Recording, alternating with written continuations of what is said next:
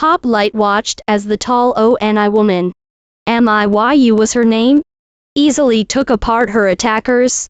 He had not needed to intervene yet, but he found that her reckless aggression may rob them of a crew large enough to operate this airship. He learned a few things about these contraptions by watching the crew on their's ship work on it, and if Myiyu killed all the crew on this vessel, it would be nigh impossible to manage it. Ships, be they sailing the air or the depths of deep space, needed men to maintain and work them. Granted, this ship was significantly smaller than their's, maybe only needing half the crew required to operate it, but he was not sure she could fly it herself. He considered climbing back down the rope, but thought better of it. He gathered all the intel he could from the captain and his men, and they weren't going anywhere that seemed important.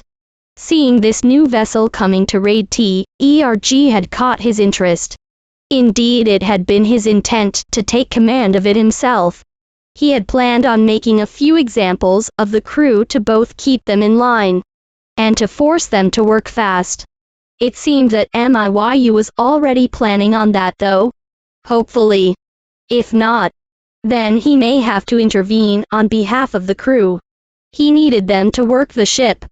Otherwise Hoplite would need to try and do it himself.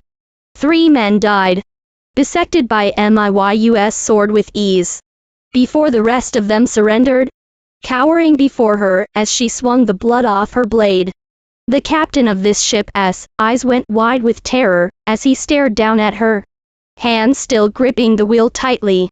This could be a good outcome for him, assuming Myu's leadership would lead him to a more populated island. As absurd as it seemed, magic existed here in Yulon. It had brought him here, and if he was lucky, it would be able to send him back. I would rather die than fail, Captain Kane, the man at the wheel shouted. Death would be a mercy. Hoplite rushed for the man immediately, unfurling his monowire to sever his hands, but it was too late. The man completely raised the wheel, sending the ship flying skyward. The bow quickly raised itself up, facing the sky, and sending everyone on board falling into the endless expanse below. At least, all of the crew members.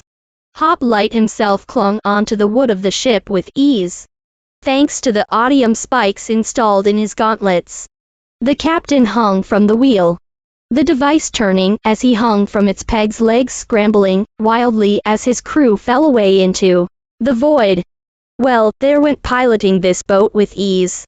Now he need to do it himself.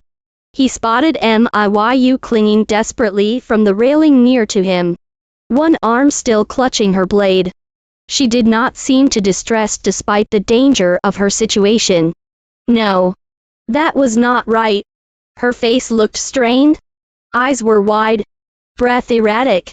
Hoplite shocked himself as he crawled across the deck toward her, preparing himself to fling her toward the bottom of the quarterdeck, just below the captain's wheel. There she would have a surface to stand on at least. Retracting the odium spikes, he gripped her wrist. Receiving a gasp of surprise from the Oni, Hoplite tossed her toward the quarterdeck with ease, her weight not an issue for his enhanced strength. She rolled down the deck until she hit the door to the captain's quarters. Still clutching her sword, he quickly rationalized his decision to save her as he approached the captain's wheel.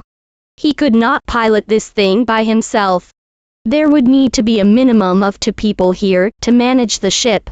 But thankfully, since the captain was still holding onto the wheel, the man screamed as he finally lost his grip, falling down into the void along with his other screaming crewmates. There would have been 3 people, oh well. He climbed toward the wheel before reaching up to it with his hand, leveling out the ship. He stood over the wheel finally, gripping the pegs with a strange sense of wonder.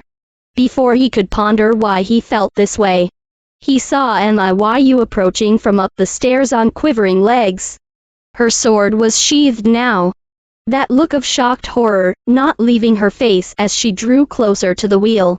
Hoplite backed away silently as she reached it, taking the wheel herself with shaky hands. I am alive, she said to herself. I am alive. He seemed to be at an impasse here. He couldn't remain hidden like this, if he intended to work with her to pilot this boat. Yet he found it surprisingly difficult to willingly reveal himself. Usually command would tell him what to do. But without them here, he was his own commanding officer. There was not a choice here. He needed her cooperation. At least for now. He did not want to startle her though. Especially not as she was at the wheel. He would wait for her to let go first. Then he'd uncloak.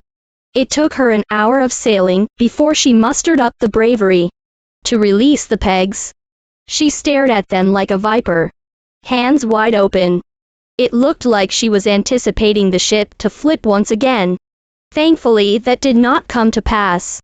She then turned in his direction, before slowly walking toward him. Impossible. She could not see him.